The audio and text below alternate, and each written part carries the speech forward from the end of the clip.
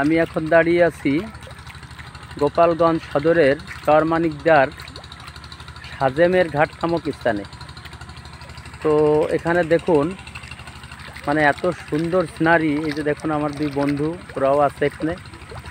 তো এখানে এই মনোরম প্রাকৃতিক দৃশ্য আপনাকে মুগ্ধ করবে। দেখেন আমরা কিন্তু অনেক টাকা খরচ করে অনেক দূর দেশে যাই এবং সেখানে সামান্য একটা সৌন্দর্য দেখে মুগ্ধ হয়ে কি চমৎকার কথা বলি, কিন্তু এখানে দেখুন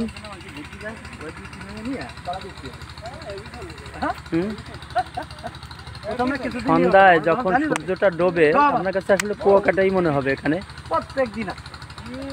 তো আমি কিন্তু মাঝে মাঝে বিকেলবেলা বা সন্ধ্যাবেলায় পরিবার নিয়ে হোক বন্ধুদের নিয়ে হোক এখানে এসে যাই। তো এই যে দেখুন এই যে পথটা দেখা যাচ্ছে, এই পথটা এসেছে কাজির বাজার। গোপালগঞ্জ থেকে কাজির বাজার হচ্ছে 3 কিলোমিটার এবং তারপরে হয়তো আর হাফ কিলোমিটার ভিতরেই এই জায়গাটা।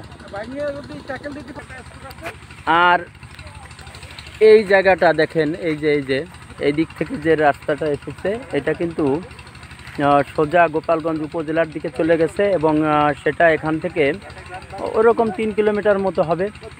তো আপনারা গোপালগঞ্জ শহর থেকে প্রথমে একেবারে মডেল মসজিদের কাছ থেকে অটোতে উঠে 10 টাকা ভাড়া দিয়ে আসতে পারেন কাজির বাজার, এবং সেই কাজির বাজার থেকে কিন্তু সহজে মাত্র হাফ কিলোমিটার আপনি হেঁটেও আসতে পারেন বা একটা ভ্যান নিয়ে 10 টাকা বা 20 টাকা ভাড়া দিয়ে চলে আসতে পারেন এই জায়গাটায়।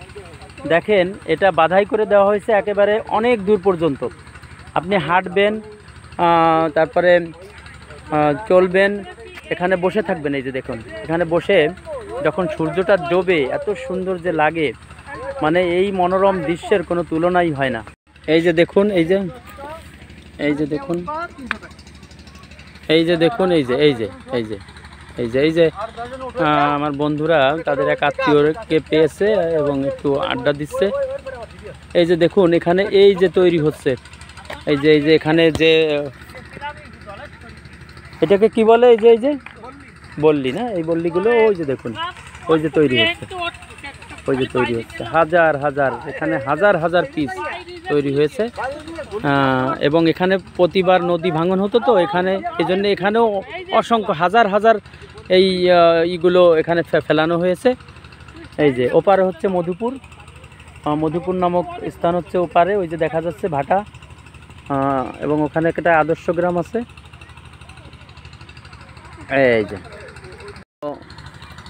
এই যে আমার দুই বন্ধু ওরাও আসছে এখানে, প্রায়ই আসে। তো ভাই আপনার নাম বলুন এবং একটু। আমার নাম মোহাম্মদ আনোয়ার হোসেন। হ্যাঁ, আপনার পরিচয় দিন। প্রাথমিক বিদ্যালয়ের একজন সহকারী শিক্ষক।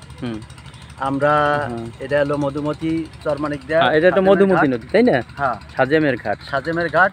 আমরা এখানে প্রায় ঘুরতে আসি, সুন্দর একটা ঘোরার মতো জায়গা। তবে আমরা পরিকল্পনা করতেছি এবং মানুষের সাথে আলাপ আলোচনা করতেছি যে একটা ভ্রমণ স্পট হিসাবে এখানে কিছু স্পিড বোট দিলে বা ট্রলার দিলে মানুষ এসে ঘুরলো, নৌকোয় ট্রলারে একটু আনন্দ উপভোগ করলো এবং কিছু ফাস্ট ফুডের দোকান এখানে থাকলো, লোকজন এসে পরিণত হলো। এটা একটা কিন্তু ভাই এটা তো ভালো দিক, এটা তো প্রকৃতির একটা সৌন্দর্য থাকলো। যখন লোকজন আসা শুরু করবে, এই এখনই আপনার মাথায় বাণিজ্যিক প্ল্যান চলে আসছে ভাই। বাণিজ্যিক প্ল্যানও ধরা যাবে, কেননা গোপালগঞ্জের একটা ভালো স্পট বাণিজ্যিক প্ল্যান হিসাবে ধরে নিলে গোপালগঞ্জের মানুষের একটা আয়ের উৎস হবে। এখানে অনেক মানুষ আয় রোজগার করে তাদের জীবিকা নির্বাহ করতে পারবে। একটা ভালো দিক, জীবিকা নির্বাহের জন্য মানুষ তো বিভিন্ন কাজ বিভিন্নভাবে করে থাকে। সৎ একটা উদ্দেশ্য, সৎ একটা কাজ এটা করা যেতে পারে। মানুষের খোরাকও ভালো, বাণিজ্যিক ব্যবসা করে তাদের আয় রোজগার করে তাদের পরিজন নিয়ে ভালোভাবে যেতে পারবে। আবার আরেকটা জিনিস, এখনো কিন্তু এই জায়গাটা এখনো কিন্তু মানুষ ওইভাবে আসা শুরু করে নাই, জানে না।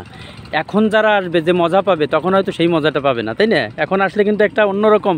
তবে এখানে আসলে দোকানপাট নাই, তো দুই একটা দোকানপাট থাকলে হয়তো একটু জিরানো যায়, কিছু খাওয়া যায়, এই জন্য ভালো হবে। ভালো পরিকল্পনা আমাদের এই গোপালগঞ্জের এই জায়গাটা যদি আসলে এরকম হয় তাহলে আমার মনে হয় খারাপ হয় না। এবং এটা যত দূর চোখ যায় তত দূর পর্যন্ত কিন্তু বাঁধানো, তাই না?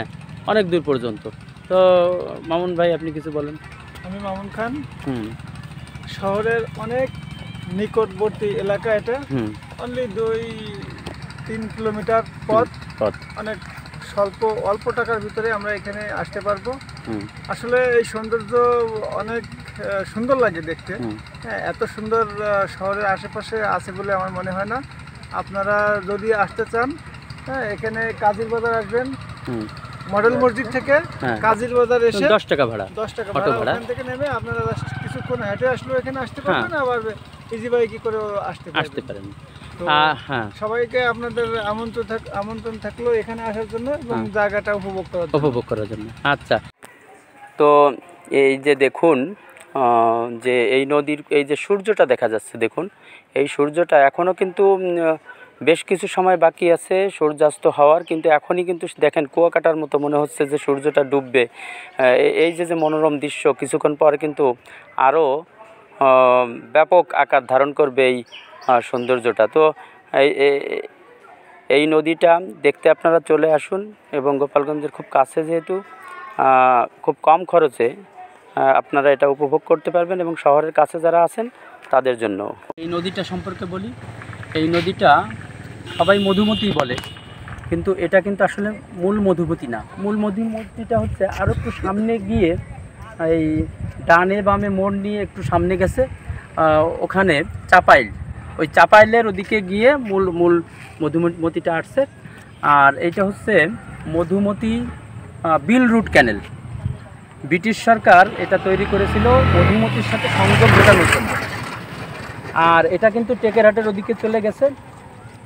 আর অত্যন্ত সৌন্দর্যমণ্ডিত এই জায়গাটা। দেখুন সূর্য ডুবে যাচ্ছে, একটু দেখুন সূর্য ডুবে যাচ্ছে, এবং একটা মনোরম পরিবেশ কিন্তু এখানে তৈরি হয়েছে। তো শেষে বলতে চাচ্ছি যে দেখিতে গিয়াছি পর্বতমালা, দেখিতে গিয়াছি সিন্ধু, দেখা হয়নি চক্ষু মেলিয়া, ঘর হতে দু পা ফেলিয়া, একটি ধানের শীষের উপর একটি শিশির বিন্দু। তো আমার চ্যানেলের সাথে থাকবেন, সোহেল মাস্টার ব্লগস। নিত্য নতুন এরকম নতুন জায়গা নিয়ে চমকপ্রদ ভিডিও বানাবো। তো আজ এই পর্যন্ত, ধন্যবাদ সবাইকে।